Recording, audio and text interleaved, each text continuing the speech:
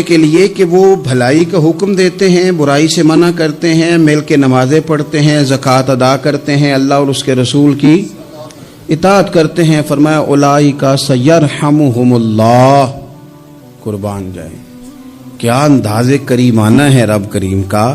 فرمایا یہ وہ لوگ ہیں جن پر اللہ ضرور رحم فرمائے گا، جن پر اللہ اپنے فضل سے ضرور رحم کرے گا، اللہ ضرور رحمت کرے گا ان لوگوں پر، اس لیے کہ یہ ایک دوسرے کے مددگار ہیں۔ ان اللہ عزیز حکیم، اور بے شک اللہ غالب حکمت والا ہے۔ ایک دوسرے کی مدد خیر کے کاموں میں کرنی چاہیے۔ نبی کریم صلی اللہ تعالی علیہ وسلم نے فرمایا کہ اپنے بھائی کے مددگار بن جاؤ، چاہے وہ ظالم ہو یا مظلوم ہو۔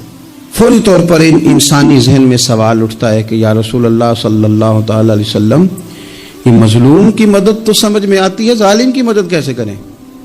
تو اللہ کے حبیب علیہ الصلوۃ والسلام دیکھیں کتنا نفسیات کے قریب، کتنا آسان کر کے، کتنا انسانی سطح جس کو بڑی جلدی قبول کرے، اس طرح حضور نصیحت فرماتے، یا رسول اللہ صلی اللہ تعالی علیہ وسلم یہ بھلا ظالم کی مدد کیسے کریں؟ تو حضور نے فرمایا اسے ظلم کرنے سے روک دو، یہی تمہاری اس کے لیے مدد ہے۔ تم اسے سمجھاؤ کہ یہ بات غلط ہے، تم اسے کہو کہ تم زیادتی پر ہو، تم اسے کہو کہ تم غلط بات پہ اڑ گئے، تم اسے سمجھاؤ کہ جس رستے کے تم مسافر بنے ہو یہ رستہ ٹھیک نہیں ہے، یہ تمہاری مدد ہوگی اس کے لیے۔ تم اپنے دوست کو، بھائی کو، عزیز کو، رشتہ دار کو قائل کرو کہ وہ غلط کام نہ کرے، یہ تمہاری مدد ہے اس کے لیے۔ تم مددگار بن گئے اپنے اس بھائی کے۔ اچھے لوگوں کی صحبت، اچھے لوگوں کے پاس اٹھنا بیٹھنا۔ آج کل اس کا ترجمہ اور بھی کیا جا سکتا ہے کہ اچھے لوگوں کو سننا، اچھے لوگوں کی بات پر توجہ دینا۔ ہمارا نا ایک مزاج ہے ذائقہ بدلنے کا، یعنی یہ طبیعت بڑی انوکھی ہے لوگوں کی، کہتے ہیں یہ تو بات روز سنتے ہیں، کوئی انوکھی بات نہ سنیں، اس چہرے کو تو روز دیکھتے ہیں، کوئی انوکھا چہرہ نہ دیکھیں۔ لیکن درویش کیا کہتے ہیں پاہویں سونے ملن ہزارہ، آسان نہیں یار بٹونا۔ او بھائی یہ مطلب سنو تو صحیح جی فلانا کیا کہہ رہا ہے۔ او بھائی خدا کے بندے پہلے تو اپنوں کی تو سن لے، وہ تو سمجھ لے، اس پر تو تھوڑا سا تو غور کر لے۔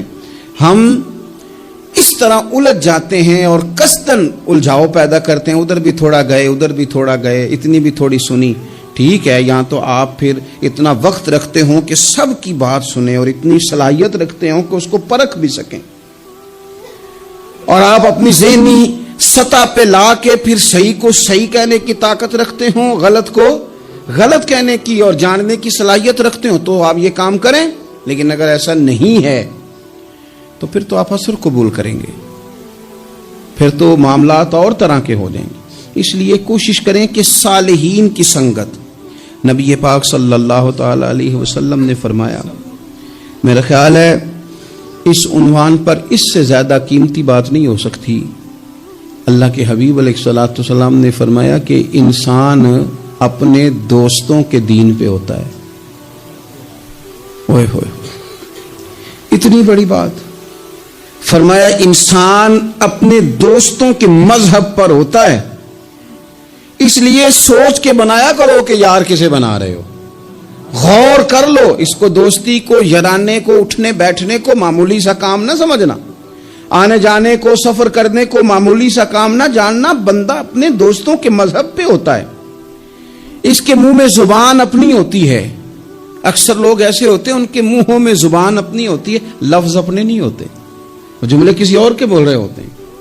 اس کا مطلب یہ ہوتا ہے کہ وہ سارا اثر قبول کر چکے ہیں کہ جو انہیں یہاں تو راہ حق پہ لے گیا ہے، اور اگر جس کا وہ اثر لے رہے تھے بندہ غلط تھا تو وہ انہیں غلط ترک پہ لے گیا ہے۔ وہ جو کیفیات ہے نا اس وقت کی، جب کوئی رب کا بندہ ملے اور انسان اس کی صحبت میں بیٹھ کے اپنے رب کو یاد کرے، رسول کریم کی محبت میں مچلے، تو پھر وہ لمحے اتنے قیمتی ہیں کہ وہ زندگی سنوارنے کے لیے کافی ہو سکتے ہیں۔